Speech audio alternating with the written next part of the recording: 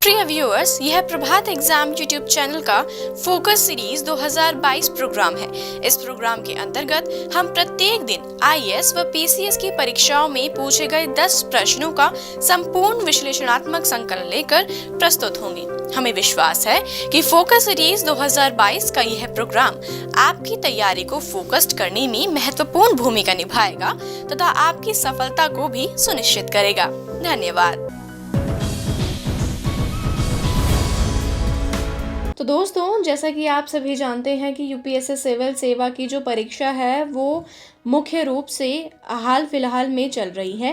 तो जैसा कि आपको स्क्रीन पर दिख रहा है, आज मैं आपको आज की अपनी इस वीडियो में यूपीएससी के सिविल सेवा परीक्षा में आने वाले जीएस पेपर 4 के सभी क्वेश्चंस का डीपली एनालाइज करके बताऊंगी। जैसा कि आप सभी को पता है कि जीएस 4 के पेपर्स भी हमारे सामने हैं, तो जल्दी से हम इसे समराइज करते हुए इसका ट्रेंड जानने की कोशिश करते हैं। लेकिन उससे पहले अगर आप हमारे यूट्यूब चैनल पर पहली बार आए हैं तो हमारे चैनल को लाइक और सब्सक्राइब जरूर करें और हमारी सभी लेटेस्ट वीडियोस और अपडेट्स को जानने के लिए बेल आइकन को प्रेस करना ना भूलें। तो चलिए दोस्तों, बिना किसी देरी के शुरुआत करते हैं आज की इस वीडियो की। पहले क्वेश्चन को देखिए, जैसा आपको स्क्रीन पर दिख रहा है, तो उसे हम फाउंडेशनल वैल्यूज में कहीं ना कहीं डाल सकते हैं। तो हमारा पहला क्वेश्चन है, उन 5 नैतिक लक्षणों की पहचान कीजिए जिनके आधार पर लोक सेवक के कार्य निष्पादन का आकलन किया जा सकता है। मैट्रिक्स में उनके समावेश का औचित्य सिद्ध कीजिए। Identify 5 ethical traits on which one can plot the performance of a civil servant. Justify their inclusion in the matrix. वहीं इसका बी पार्ट है, उन 10 आधारभूत मूल्यों की पहचान कीजिए जो एक प्रभावी लोक सेवक होने के लिए आवश्यक हैं। लोक सेवकों में गैर नैतिक व्यवहार के निवारण के तरीकों और साधनों का वर्णन कीजिए। Identify 10 essential values that are needed to be an effective public servant. Describe the ways and means to prevent non-ethical behavior in the public servant. वहीं अगला जो प्रश्न है वो है, तर्क संगत निर्णय लेने के लिए निवेश के विश्वसनीय स्रोत के रूप में डिजिटल प्रौद्योगिकी का प्रभाव एक बहस का मुद्दा है। उपयुक्त उदाहरण के साथ आलोचनात्मक मूल्यांकन कीजिए। Impact of digital technology as reliable source of input for rational decision making is a debatable issue. Critically evaluate with suitable example. वहीं इसका बी पार्ट है, नैतिक दुविधाओं का समाधान करते समय एक लोक अधिकारी को कार्यक्षेत्र के ज्ञान के अलावा नव परिवर्तनशीलता और उच्च क्रम की रचनात्मकता की भी आवश्यकता होती है। उपयुक्त उदाहरण सहित विवेचना कीजिए। Beside domain knowledge, a public official need innovativeness and creativity of a high order as well while resolving ethical dilemmas. Discuss with suitable example. अगला प्रश्न है, निम्नलिखित में से प्रत्येक उदाहरण का आपके विचार से क्या अभिप्राय है। पहला है, प्रत्येक कार्य की सफलता से पहले उसे सैकड़ों कठिनाइयों से गुजरना पड़ता है। जो दृढ़ निश्चयी है वे ही देर सवेर प्रकाश को देख पाएंगे। Swami Vivekananda. Every work has got to pass through hundreds of difficulties before succeeding. Those that persevere will see the light sooner or later. Swami Vivekananda. वही हमारी जो सेकंड स्टेटमेंट है वो है, हम बाहरी दुनिया में तब तक शांति प्राप्त नहीं कर सकते जब तक कि हम अपने भीतर शांति प्राप्त नहीं कर लेते। Dalai Lama. We can never obtain peace in the outer world until and unless we obtain peace within ourselves. Third statement, परस्पर निर्भरता के बिना जीवन का कोई अर्थ नहीं है। हमें एक दूसरे की ज़रूरत है और जितनी हम जल्दी इसे सीख लें यह हम सब के लिए उतना ही अच्छा है। Erik Erikson. Life doesn't make any sense without interdependence. We need each other, and the sooner we learn that, it is better for us all. वहीं अगला प्रश्न का ए पार्ट है, अभिवृत्ति एक महत्वपूर्ण घटक है जो मानव के विकास में निवेश का काम करता है। ऐसी उपयुक्त अभिवृत्ति का विकास कैसे करें जो एक लोक सेवक के लिए आवश्यक है। Attitude is an important component that goes as input in the development of human being. How to build a suitable attitude needed for a public servant. B part है, उस नैतिकता अथवा नैतिक आदर्श जिसको आप अंगीकार करते हैं से समझौता किए बिना क्या भावनात्मक वृद्धि अंतरात्मा के संकट की स्थिति से उभरने में सहायता करती है? आलोचनात्मक परीक्षण कीजिए। In case of crisis of consciousness, does emotional intelligence help to overcome the same without compromising the ethical or moral stand that you are likely to follow? Critically examine. अगला प्रश्न, शरणार्थियों को उस देश में वापस नहीं लौटाया जाना चाहिए जहां उन्हें उत्पीड़न अथवा मानवाधिकारों के उल्लंघन का सामना करना पड़ेगा। खुले समाज और लोकतांत्रिक होने का दावा करने वाले किसी राष्ट्र के द्वारा नैतिक आयाम के उल्लंघन के संदर्भ में इस कथन का परीक्षण कीजिए। Refugees should not be turned back to the country where they would face persecution or human right violation. Examine the statement with reference to ethical dimension being violated by the nation claiming to be democratic with open society. यानी कि ये जो एक मुद्दा है ये काफ़ी ज़्यादा आजकल चर्चा में भी था, जिसके बारे में आप सभी उम्मीदवारों को पता होना बेहद आवश्यक है। वहीं इसका जो बी पार्ट है वो है, क्या सफल लोक सेवक बनने के लिए निष्पक्ष और गैर पक्षपाती होना अनिवार्य गुण माना जाना चाहिए? दृष्टांत सहित चर्चा कीजिए। Should impartial and being non-partial be considered as indispensable qualities to make a successful civil servant? Discuss with illustration. वहीं दोस्तों, अगर हम अपने अगले प्रश्न की तरफ बढ़ें तो उसमें ए पार्ट है, न्यायपालिका सहित सार्वजनिक सेवा के हर क्षेत्र में निष्पादन, जवाबदेही और नैतिक आचरण सुनिश्चित करने के लिए एक स्वतंत्र और सशक्त सामाजिक अंकेक्षण तंत्र परम आवश्यक है। सविस्तार समझाइए। यानी कि जो पूरा न्यायपालिका का सार्वजनिक सेवा का क्षेत्र है उन सब के बारे में आपको सविस्तार से 150 शब्दों में समझाना है।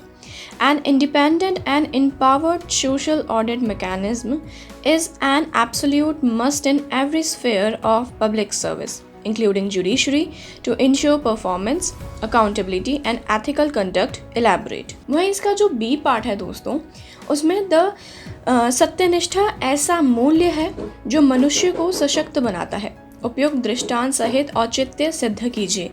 Integrity is a value that empowers the human being. Justify with suitable illustration. तो आपको मुख्य रूप से छठे प्रश्न में इन दोनों में से इनका उत्तर लिखना है। अगला प्रश्न हमारा खंड बी में से दिया गया है, जिसमें सुनील एक युवा लोक सेवक है तथा सक्षमता, ईमानदारी, समर्पण तथा मुश्किल और दुर्वह कामों के लिए अथक प्रयास हेतु उसकी प्रतिष्ठा है। उसकी प्रोफाइल को देखते हुए उसके अधिकारियों ने उसे एक बहुत ही चुनौतीपूर्ण और संवेदनशील कार्यभार को संभालने के लिए चुना था। उसे अवैध बालू खनन के लिए कुख्यात आदिवासी बहुल जिले में तैनात किया गया। नदी पट्टी से अनियंत्रित रूप से बालू उत्खनन करके ट्रकों से ढोकर उसको काला बाजार में बेचा जा रहा था। यह अवैध बालू खनन माफिया स्थानीय कार्यकर्ताओं और आदिवासी बाहुबलियों के सहयोग से काम कर रहा था, जो बदले में चुनिंदा गरीब आदिवासियों को रिश्वत देते रहते थे तथा उनको डरा और धमका कर रखते थे। सुनील ने एक तेज और ऊर्जावान अधिकारी होने के नाते ज़मीनी हकीकत पहचान कर और माफिया के द्वारा कुटिल तथा संदिग्ध तंत्र के माध्यम से अपनाए गए उनके तौर तरीकों को तुरंत पकड़ लिया। पूछताछ करने पर उसने पाया कि उसके अपने कार्यालय के कुछ कर्मचारियों की उनसे मिली भगत है और उन्होंने उनके साथ घनिष्ठ अवांछनीय गठजोड़ विकसित कर लिया है। सुनील ने उनके खिलाफ कड़ी कार्यवाही शुरू की और उनके बालू से भरे ट्रकों की आवाजाही के अवैध संचालन पर छापे मारना शुरू कर दिया। माफिया भड़क गया क्योंकि पहले बहुत अधिकारियों ने उनके विरुद्ध इतने बड़े कदम नहीं उठाए थे। कार्यालय के कुछ कर्मचारियों ने, जो कथित तौर पर माफिया के करीब थे, उनको सूचित किया कि अधिकारी उस जिले में माफिया के अवैध बालू खनन संचालन को साफ करने के लिए दृढ़ संकल्पित है और उन्हें अपूरणीय क्षति हो सकती है। माफिया शत्रुतापूर्ण हो गया और जवाबी हमला शुरू किया। आदिवासी बाहुबली और माफिया ने उसको गंभीर परिणाम भुगतने की धमकी देना शुरू कर दिया। उसके परिवार का पीछा किया जा रहा था। वे उनकी वास्तविक निगरानी में थे, जिससे कि उन सभी को मानसिक यातना, यंत्रणा और तनाव हो रहा था। उस समय मामले ने गंभीर रूप धारण कर लिया जब एक बाहुबली उसके कार्यालय में आया और उसको छापे मारना इत्यादि बंद करने की धमकी दी और कहा कि उसका हाल उसके पूर्व अधिकारियों से अलग नहीं होगा। तो यहाँ पर हमें दोस्तों पूरा एक पैराग्राफ प्रोवाइड करवाया गया है और उससे ही रिलेटेड हमारे कुछ प्रश्न हैं। पहला प्रश्न है आपका, इस स्थिति को संभालने में सुनील के लिए उपलब्ध विभिन्न विकल्पों की पहचान कीजिए। तो यानी कि वही दूसरा पहला पढ़ लेते हैं। प्रश्न है, आपके द्वारा सूचीबद्ध विकल्पों का आलोचनात्मक मूल्यांकन कीजिए। आपके विचार से उपयुक्त में से कौन सा विकल्प सुनील के लिए सबसे उपयुक्त होगा और क्यों। यानी कि इस पूरी कंडीशन में आपको एक ये सिचुएशन दी गई है जहाँ पर आपको खुद को इमेजिन करना है और आप इस सिचुएशन में क्या करते हैं उन सभी को मद्देनजर रखते हुए अपना उत्तर जो है वो 250 शब्दों में लिखना है। वहीं आगे बढ़े तो ये पूरा का पूरा पैराग्राफ दोस्तों आपको अंग्रेजी में भी अनुवादित मिलेगा। चलिए अब हम अपने अगले पैराग्राफ की तरफ बढ़ते हैं। अगले प्रश्न की तरफ गौर फरमाएं तो वह कुछ इस प्रकार है कि आप एक मध्य वर्गीय शहर में डिग्री कॉलेज के उप प्रधानाचार्य हैं। प्रधानाचार्य हाल ही में सेवानिवृत्त हुए हैं और प्रबंधन उनके प्रतिस्थापन की तलाश कर रहा है। यह भी माना जाता है कि प्रबंधन आपको प्रधानाचार्य के रूप में पदोन्नत कर सकता है। इस बीच वार्षिक परीक्षा के दौरान विश्वविद्यालय से आए उड़न दस्ते ने 2 छात्रों को अनुचित तरीकों का उपयोग करते हुए रंगे हाथों पकड़ लिया। कॉलेज का एक वरिष्ठ व्याख्याता व्यक्तिगत रूप से इन छात्रों को इस कार्य में मदद कर रहा था। यह वरिष्ठ व्याख्याता प्रबंधन का करीबी भी माना जाता था। उनमें से एक छात्र स्थानीय राजनेता का बेटा था जो कॉलेज को वर्तमान प्रतिष्ठित विश्वविद्यालय से संबंधन कराने में मददगार रहा था। दूसरा छात्र एक स्थानीय व्यवसायी का बेटा था जिसने कॉलेज चलाने के लिए अधिकतम धन दान दिया था। आपने इस दुर्भाग्यपूर्ण घटना के बारे में तुरंत प्रबंधन को सूचित किया। प्रबंधन ने आपको किसी भी कीमत पर उड़नदस्ते के साथ इस मुद्दे को हल करने के लिए कहा। उन्होंने आगे कहा कि इस घटना से न केवल कॉलेज की छवि खराब होगी बल्कि राजनेता और व्यवसाय भी कॉलेज के कामकाज के लिए बहुत महत्वपूर्ण व्यक्ति हैं। आपको यह भी संकेत दिया गया था कि प्रधानाचार्य के रूप में आपकी आगे की पदोन्नति उड़नदस्ते के साथ मुद्दे को हल करने की आपकी क्षमता पर निर्भर करती है। इस दौरान आपके प्रशासन अधिकारी ने सूचित किया कि छात्र संघ के कुछ सदस्य इस घटना में शामिल वरिष्ठ व्याख्याता और छात्रों के खिलाफ कॉलेज के गेट के बाहर विरोध प्रदर्शन कर रहे हैं और दोषियों के खिलाफ सख्त कार्यवाही की मांग कर रहे हैं। तो ये पूरी आपको सिचुएशन दी गई है और इसी से रिलेटेड आपको 2 जो प्रश्न हैं वह पूछे गए हैं। पहला प्रश्न है कि इस मामले से संबंधित नैतिक मुद्दों पर चर्चा कीजिए और दूसरा है कि उप प्रधानाचार्य के रूप में आपके पास उपलब्ध विकल्पों का आलोचनात्मक रूप से परीक्षण कीजिए। आप कौन सा विकल्प अपनाएंगे और क्यों। इन दोनों का जो आपको उत्तर है वो कुल मिलाकर 250 शब्दों में लिखना है और वहीं same as the previous one आपको इसका भी अंग्रेजी में अनुवाद आपके क्वेश्चन पेपर में मिल जाएगा। वहीं अगले प्रश्न की तरफ बढ़ें तो किसी राज्य विशेष की राजधानी में यातायात की भीड़ को कम करने के लिए एक एलिवेटेड कॉरिडोर का निर्माण किया जा रहा है। आपकी पेशेवर क्षमता और अनुभव के आधार पर आपको इस प्रतिष्ठित परियोजना के परियोजना प्रबंधक के रूप में चुना गया है। अगले 2 वर्षों में परियोजना को पूरा करने की समय सीमा 30 जून 2021 है, क्योंकि इसका उद्घाटन मुख्यमंत्री द्वारा जुलाई 2021 के दूसरे सप्ताह में चुनाव की घोषणा से पहले होना है। निरीक्षण दल द्वारा औचक निरीक्षण करते समय संभवतः खराब सामग्री के इस्तेमाल के कारण एलिवेटेड कॉरिडोर के एक पाए में एक छोटी सी दरार देखी गई थी। आपने तुरंत मुख्य अभियंता को सूचित किया और आगे का काम रोक दिया। आपके द्वारा यह आकलन किया गया था कि एलिवेटेड कॉरिडोर के कम से कम 3 पायों को तोड़ना और उनका पुनर्निर्माण किया जाना है, परंतु यह प्रक्रिया परियोजना में कम से कम 4 से 6 महीने की देरी कर देगी। किंतु मुख्य अभियंता ने निरीक्षण दल के अवलोकन को इस आधार पर निरस्त कर दिया कि यह एक छोटी सी दरार है जो किसी भी तरह से पुल की क्षमता और टिकाऊपन को प्रभावित नहीं करेगी। उसने आपको निरीक्षण दल के अवलोकन की अनदेखी कर उसी गति तथा लय के साथ काम जारी रखने का आदेश दिया। उसने आपको सूचित किया कि मंत्री कोई देरी नहीं चाहते हैं, क्योंकि वे एलिवेटेड कॉरिडोर का उद्घाटन मुख्यमंत्री से चुनाव की घोषणा होने से पहले करवाना चाहते हैं। यह भी सूचित किया कि ठेकेदार मंत्री का दूर का रिश्तेदार है और वे चाहते हैं कि वह इस परियोजना को पूरा करे। उसने आपको इशारा भी किया कि अतिरिक्त मुख्य अभियंता के रूप में आपकी आगे की पदोन्नति मंत्रालय के विचाराधीन है। तथापि आपने दृढ़ता से महसूस किया कि एलिवेटेड कॉरिडोर के पाए में छोटी सी दरार पुल की क्षमता और जीवन काल पर प्रतिकूल प्रभाव डालेगी और इसलिए एलिवेटेड कॉरिडोर की मरम्मत न करना बहुत खतरनाक होगा। तो यहाँ पर कुल मिलाकर आपको जो है अगली सिचुएशन दी गई है जिससे रिलेटेड आपसे कुछ प्रश्न पूछे गए हैं। वो है कि दी गई शर्तों के तहत परियोजना प्रबंधक के रूप में आपके पास कौन से विकल्प उपलब्ध हैं। दूसरा है, वे कौन सी नैतिक दुविधाएं हैं जिनका परियोजना प्रबंधक सामना कर रहा है। तीसरा, परियोजना प्रबंधक द्वारा सामना की जाने वाली व्यावसायिक चुनौतियां क्या हैं और उन चुनौतियों से पार पाने के लिए उसकी प्रतिक्रिया क्या है। अगला, निरीक्षण दल द्वारा उठाए गए अवलोकन की अनदेखी के परिणाम क्या हो सकते हैं। यानी कि ये कुल मिलाकर 4 प्रश्न हैं जिनका उत्तर आपको 250 अंकों में लिखना होगा। जो 250 शब्द हैं वो आपको यहाँ पर निर्धारित किए गए हैं। वहीं अगर हम आगे बढ़े दोस्तों तो इसमें आपको जो इसका इंग्लिश जो ट्रांसलेशन है वो भी प्रोवाइड करवाया गया है। अगले प्रश्न की तरफ देखें तो वो है, कोरोना वायरस रोग कोविड-19 महामारी तेजी से विभिन्न देशों में फैली है। 8 मई 2020 तक भारत में कोरोना के 56342 पॉजिटिव मामले सामने आए थे। भारत को, जिसकी जनसंख्या 1.35 बिलियन से अधिक है, जनसंख्या में कोरोना वायरस के संचरण को नियंत्रित करने में कठिनाई आई थी। इस प्रकोप से निपटने के लिए कई रणनीतियां आवश्यक हो गई थी। भारत के स्वास्थ्य और परिवार कल्याण मंत्रालय ने इस प्रकोप के बारे में जागरूकता बढ़ाई और कोविड-19 के प्रसार को नियंत्रित करने के लिए सभी आवश्यक कार्यवाहियां की।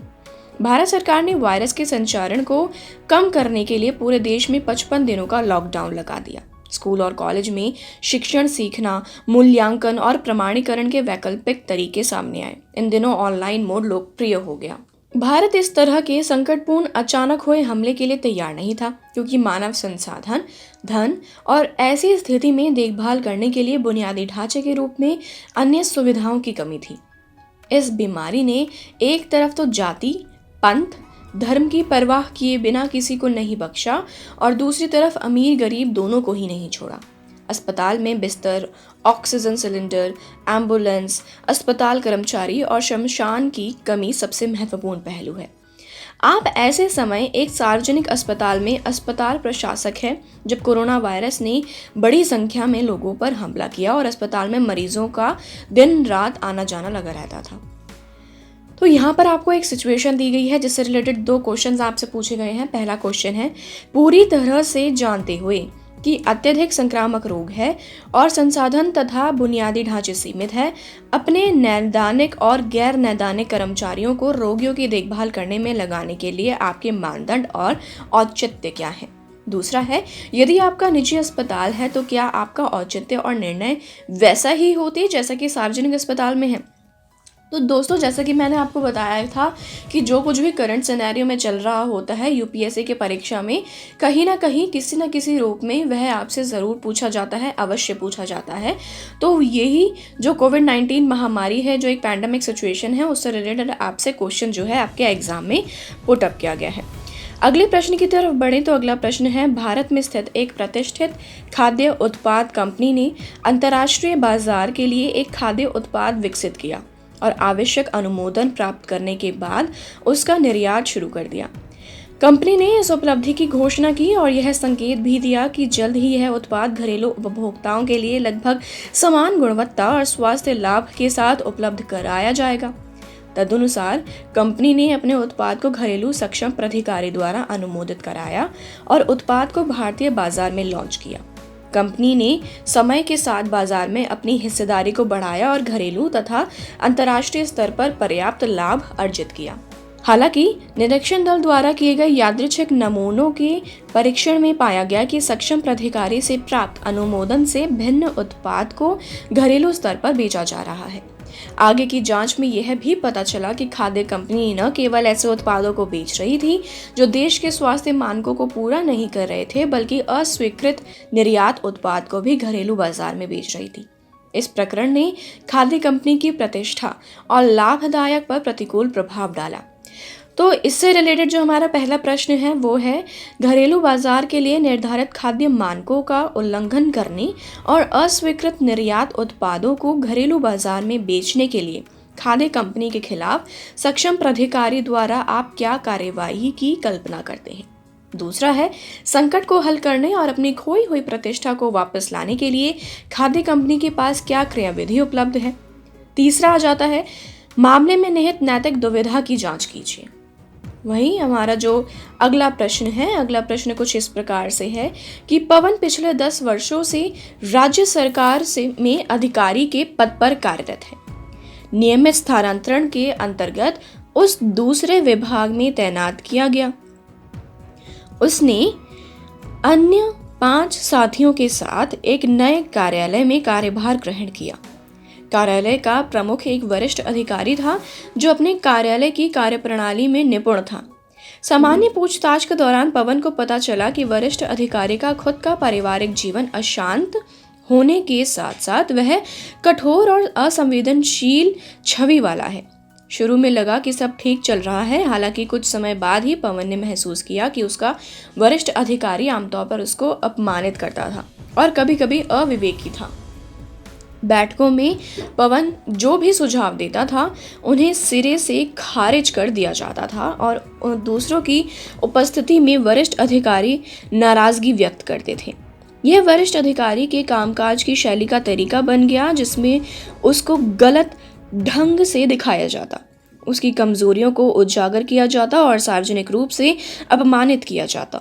यह स्पष्ट हो गया कि यद्यपि ये काम से संबंधित कोई गंभीर समस्या कमियां नहीं थी, लेकिन वरिष्ठ अधिकारी हमेशा किसी न किसी बहाने से उसे डांटता और उस पर चिल्लाता। पवन के लगातार उत्पीड़न और सार्वजनिक आलोचना के परिणाम स्वरूप उसके आत्मविश्वास, आत्मसम्मान और संभाव को नुकसान पहुंचा।